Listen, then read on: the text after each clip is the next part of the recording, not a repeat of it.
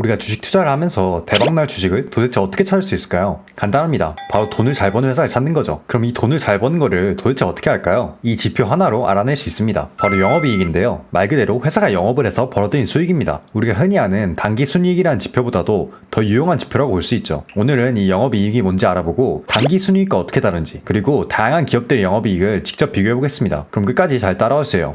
자, 일단 영업이익이 뭔지 알아야겠죠? 간단한 공식이 있습니다. 바로 매출액에서 매출 원가를 빼고 그 다음에 영업 비용까지 빼주면 영업이익이 나오죠. 말 그대로 이 회사가 영업을 하면서 번 돈에 영업에 나간 지출을 뺀 값입니다. 여기서 매출 원가는 그 제품의 원재료 값이고요. 영업 비용에는 여러 가지 비용들이 있는데 크게 인건비, 광고비, 유지비, 연구개발비 등이 있습니다. 단어들이 좀 많아서 헷갈리시죠? 제가 쉬운 예시를 들어서 설명해 드리겠습니다. 자, 여기 김밥집이 하나 있다고 쳐볼게요. 이 김밥집이 1,000원짜리 김밥을 열심히 팔아서 하루에 100개를 팔았다고 해봅시다. 그럼 하루 매출이 총 10만원이겠죠? 그 다음에 이 김밥을 마는데 들어간 재료비가 있잖아요. 뭐 김, 단무지, 햄, 맛살 이런 재료들이 있는데 1,000원짜리 김밥에 들어가는 이 재료들 값이 한 500원 정도 된다고 쳐볼게요. 그럼 매출의 50%가 매출 원가가 되니까 10만원 매출에는 매출 원가가 총 5만원이 들겠죠? 자, 그 다음은 영업 비용입니다. 김밥집에서 기존에 안 파는 메뉴인 돈가스 김밥을 개발하려고 하루에 2만원을 써서 돈가스를 사서 김밥을 말아보고 테스트를 해봤다고 쳐봅시다. 이 김밥은 현재 실제로 팔리지 않고 새로운 메뉴를 개발하기 위한 비용이니까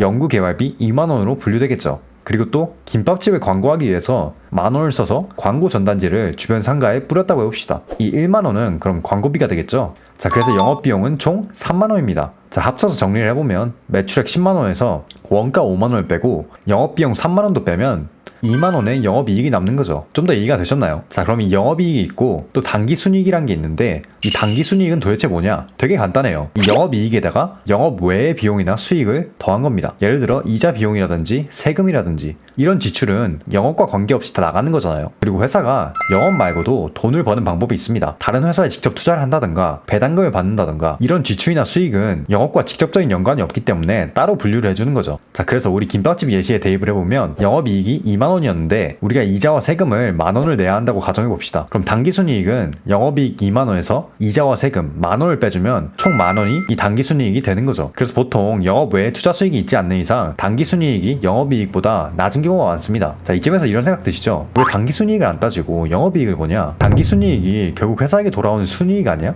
네, 맞습니다. 근데 제가 아까 영상 처음에 뭐라 그랬죠? 돈을 잘 버는 회사를 찾아야 한다고 했습니다. 왜냐하면 주식이 장기적으로 우상향할지 알 수 있는 제일 좋은 방법이 돈을 잘 버는지를 판단하는 거예요. 이 회사가 돈을 잘 버는지를 판단하기에 제일 좋은 지표가 영업이익입니다. 왜냐하면 기타 이자 비용이나 세금 그리고 배당이나 투자 수익들은 이 기업의 사업 모델과 상관없이 생기는 지출이나 수입이잖아요. 그래서 기업이 돈을 잘 번다고 크게 달라지지 않습니다. 반대로 영업이익은 기업의 사업 모델이 좋고 경영을 잘할수록 올라갈 수 있는 거죠. 그러니까 이 영업이익이 회사의 기초 체력이다. 우리가 펀더멘트 얘기할 때도 다 이 영업이익과 관련 있는 거죠. 그래서 여러분들이 투자를 할 때 물론 이 단기순이익과 영업이익을 같이 보는 게 좋지만 기업의 사업성을 판단하고자 한다면 영업이익을 우선으로 보는 게 낫다는 겁니다. 만약 어떤 회사가 영업이익은 높은데 단기순이익이 낮다. 그럼 이 회사는 시장에서 저평가돼 있을 확률이 높아요. 왜냐? 영업이익은 높은데 단기순이익이 낮다는 거는 결국 돈은 잘 버는데 영업활동 외에 다른 비용들이 많아서 수익성이 안 좋다는 건데 이건 이 회사가 장기적으로 영업으로 돈을 잘 벌면 자연스레 수익성도 좋아지면서 해결될 문제예요. 그래서 무엇보다도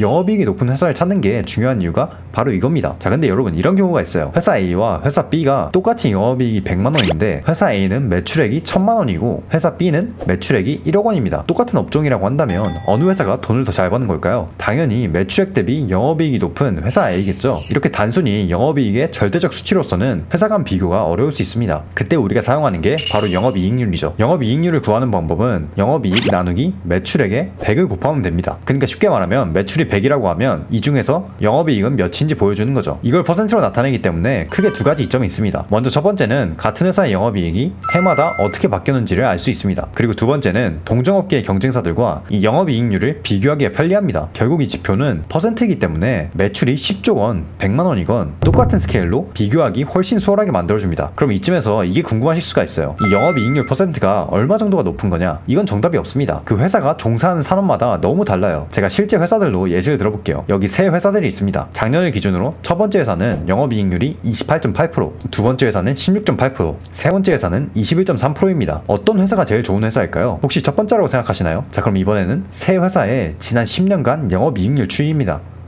이걸 보고도 여전히 첫 번째인 것 같나요?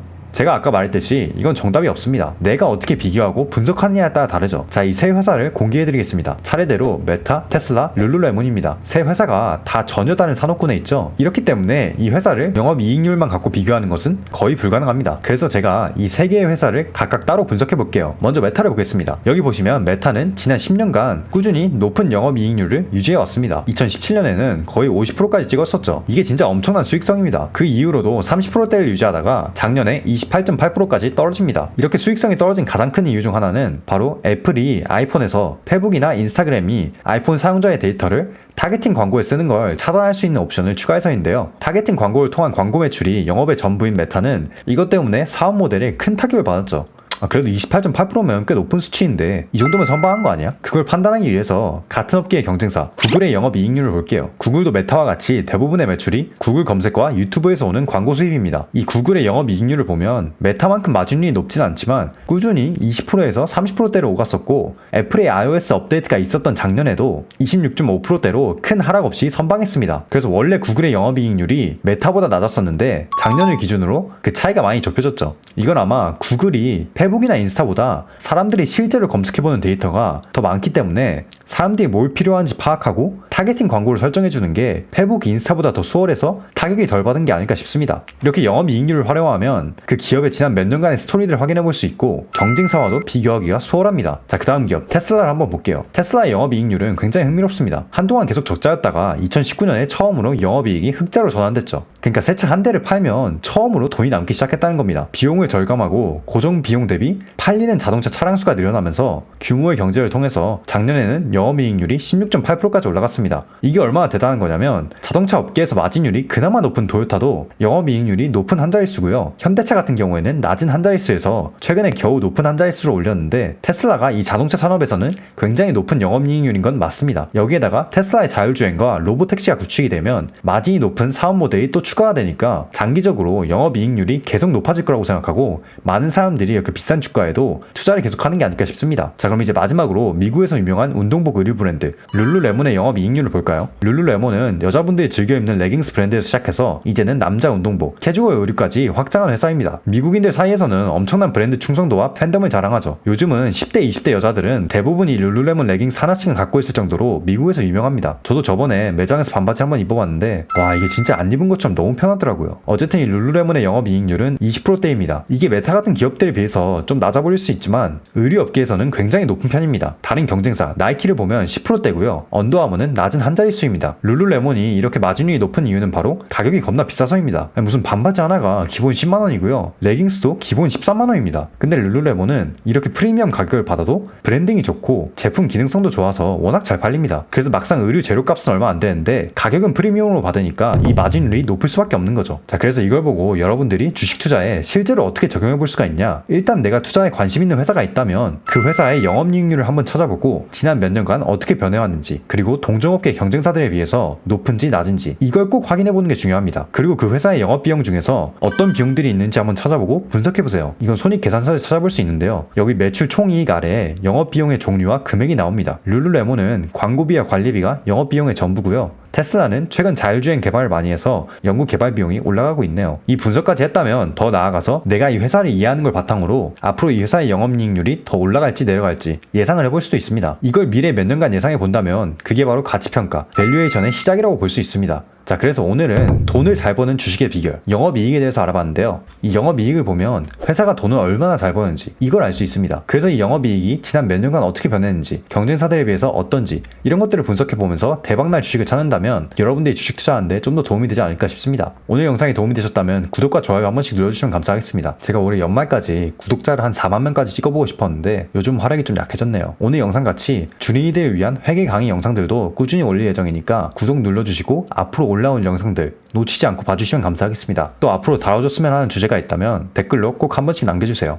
여기서 잠깐, 해외 주식 투자하시면서 매매와 환전 수수료가 아까우시던 분들이 있다면 주목해주세요. 이베스트 투자증권에서 미국 달러 환전 우대 92%, 그리고 해외 주식 온라인 매매 수수료 0.07%, 이 두 가지 혜택을 모두 평생 우대해주는 이벤트를 진행하고 있습니다. 자세한 이벤트 참여 방법은 더보기란과 고정 댓글을 참고해주세요. 한번 신청해 놓으면 평생 우대받을 수 있는 기회니까 많이 참여하셔서 활용하시면 도움이 될 것 같습니다. 오늘도 영상 시청해주셔서 감사합니다. 다음에도 유익하고 재밌는 영상으로 돌아올게요. 감사합니다.